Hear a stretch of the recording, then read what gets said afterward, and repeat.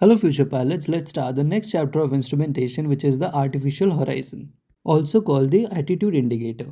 So this is how the attitude indicator or the artificial horizon looks like. So as you can see, there's a horizon bar, which is a white line which divides the sky and the ground. The sky is blue in color as you can see, and the ground is brown in color. And also you can see there's a gull wing motif, which indicates us what is the attitude of the aircraft. And this gull wing motif is attached to the instrument glass. Alright, now we are going to study the function or what is the use of the artificial. It is the main instrument showing the aircraft's attitude in pitch and roll. So this instrument indicates us the aircraft's attitude, that whether the aircraft is pitching up or pitching down, or also the bank angle of the aircraft. And also it displays horizon related to the aircraft, helping pilots maintain proper orientation. So let us look at the instrument again. So when the gull wing motif is aligned with this white horizon bar, it means that the aircraft is flying in straight and level. And if this gull wing motif is up like here, we can say that the aircraft is pitching up. That means it will show more of the blue and less of the ground, meaning the brown. Next, if this gull wing motif is down like here, so we can say that the aircraft is pitching down, and also it will show more of the brown and less of the blue. And you can see this red mark, and if the red mark is towards the left, and these are the markers which shows us the bank angle. So as the red, this marker goes more left, that means the bank angles also increases. This first marker represents 10 degrees, this one 20 degrees, this one 30 degrees, this one 45 degrees, and this is 60 degrees of bank. And similar to the right side also. So let us see how the artificial horizon or the attitude indicator looks in a flight simulator. So as you know, this is the 6-pack of aviation, and you can see the artificial horizon here. So you can see here that the gull wing motif and the horizon bar is aligned. That means that the aircraft is not pitching up and not pitching down. So now we will see what will happen to the artificial horizon or the attitude indicator when we pitch up the aircraft. So now you can see that the aircraft is having a nose up attitude. As I have already told you that when we pitch up, it will show more of the blue or the sky and less of the ground. So we can say that when the aircraft is having a pitch up attitude, the horizon bar goes down. So now I will pitch down the aircraft, as you can see. Now if you look at the instrument, you will see that it will show more of the ground and less of the sky. And in this case, the horizon bar goes up. Another function of the artificial horizon is that it shows us the bank angle. So let us see. As I bank my aircraft to the left, the red marker also goes to the left. So this red marker indicates 10 degrees of bank, 20 degrees of bank, 30 degrees of bank, and then 45 degrees of bank, and lastly 60 degrees of bank. In the modern aircrafts, the artificial horizon is now replaced with an electronic display like this. It provides us the same information as the mechanical type. So now we are going to look at the working principle of the artificial horizon. The horizon bar is stabilized by an earth gyro which maintains a vertical spin axis relative to the ground. So you should know that the artificial horizon uses a earth gyro which has two gimbals, meaning it has 2 degrees of freedom. So as you can see here that the rotor spin axis is vertical axis. So its rotation plane is horizontal and aligned with the Earth's horizon. And that is why it is called vertical axis Earth gyro. So let's see what's written here. When the aircraft pitches or rolls, the instrument case and gull wing, because the gull wing is attached to the glass of the instrument case as I've already told you, moves around the gyro which stays fixed horizontally. So this means that when aircraft pitches or rolls, the instrument case and the gull wings moves with it. But what happens to the gyro? It is fixed because of its rigidity. This movement causes the horizon bar to move relative to the gull wing, indicating the aircraft's attitude changes. So because of the relative movement of the horizon bar, the artificial horizon indicates us the attitude changes of the aircraft. So let us see what happens to the artificial horizon when the aircraft has a nose-up attitude. Here you can see that the aircraft is climbing and has a pitch-up attitude. You can see that the rotor is connected to the inner gimbal, and this is the reason the inner gimbal doesn't move due to rigidity.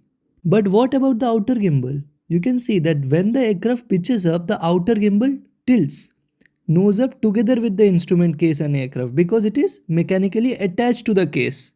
So as an aircraft tilts or pitches up, the outer gimbals also tilts with it. And due to this movement, the guide pin forces the horizon bar down.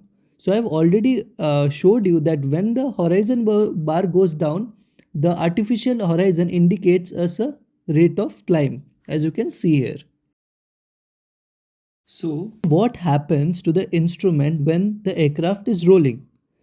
So we already know that the instrument case is fixed to the aircraft panel, as you can see. So when an aircraft rolls, the instrument case also rolls with the aircraft. And similarly, the outer gimbal is also attached to the case.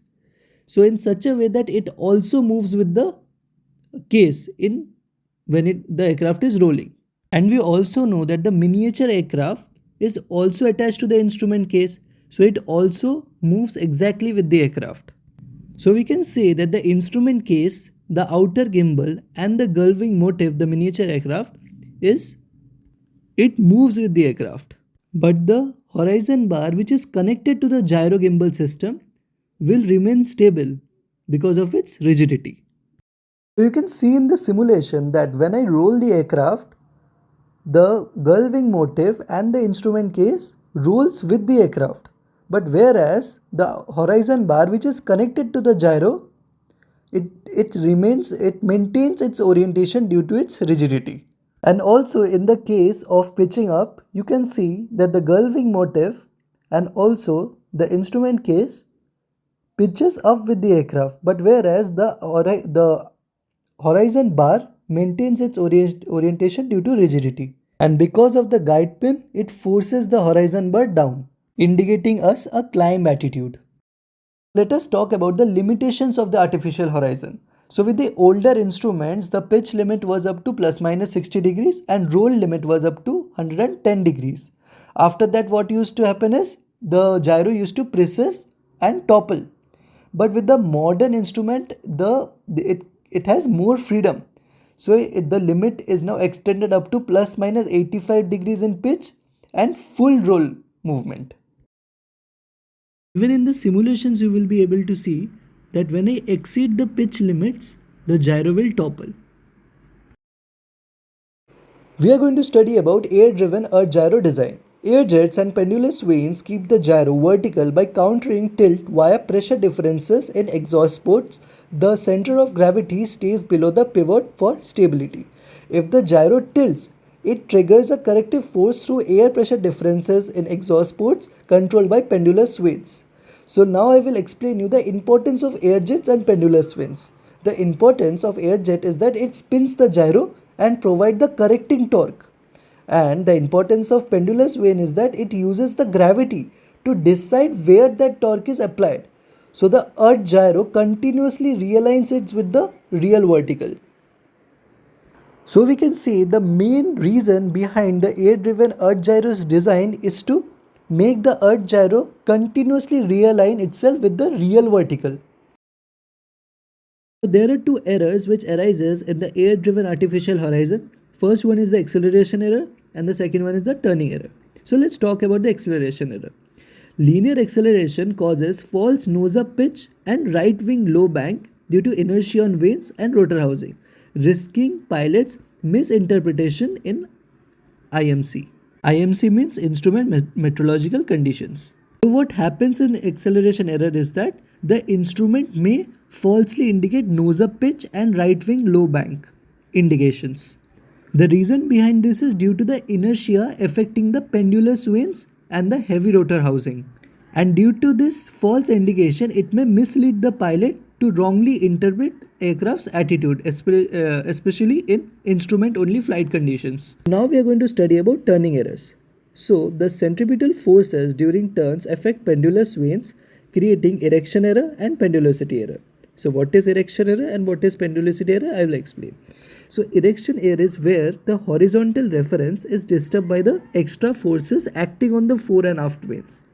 And pendularity error is caused by the weighted base of the rotor moving under the influence of the turn, affecting both pitch and roll readings, as I've already written this in the bracket. Next, it is written that these errors vary with turn rate and aircraft's roll speed. So let me explain. So the factors which influence the error's magnitude is the faster and tighter turns increase the effect seen on the instrument. The more is the error, the faster and tighter turns increases the error on the instrument. Next, here it is written that neutralizing after a 360-degree turn. So as you can see here also, that turning to 360 degrees, the bank angle is correct and the pitch angle gets correct. You have to learn this one because it comes in the exam. Next, here it is written that tilting gyro axis forward and left reduces them. So these errors can be reduced if the gyro is tilted forward and left. So let me explain this also. So engineers can reduce these errors by adjusting the gyro installation. The top of the gyro axis is tilted slightly forward to counter erection error, and small tilt to the left is added to address pendularity error. I hope you understood. Now we are going to study about electrically driven artificial horizon. So let's look at the advantages. This gyros spin faster for better rigidity. So what this is saying is that electrically driven gyros spin faster and thus increasing the rigidity and reducing the precision errors. Next, here it is written, it uses mercury switches and torque motors for quick electronic erection, which is 120 degrees per minute. So let's read about this.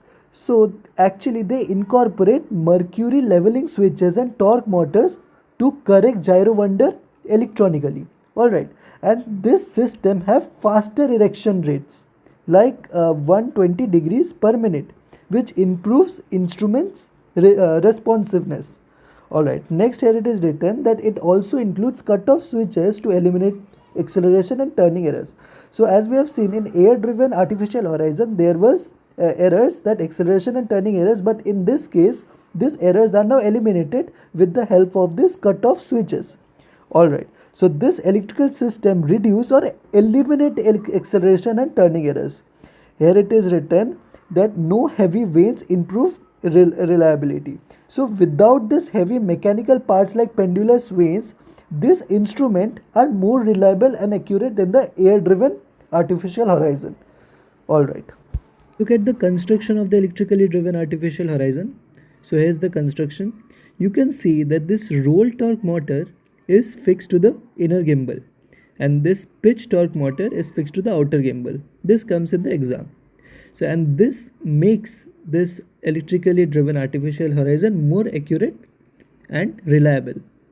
This is the last part of the chapter, vertical gyro unit.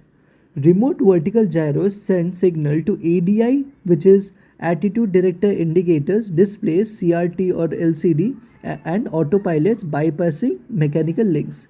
So let me explain. So advanced gyro systems use remote vertical gyros which sends electronic signals rather than the mechanical linkages. So this now these signals are now processed and transmitted to displays such as the ADI or the attitude director indicator, and this ADI generates the attitude image on a LCD display or a cathode ray tube, which is CRT. And this same signals can be used by autopilot and auto flight control systems for automated flight control. So this is the end of the chapter. You can get these notes from the description itself. Thank you for watching.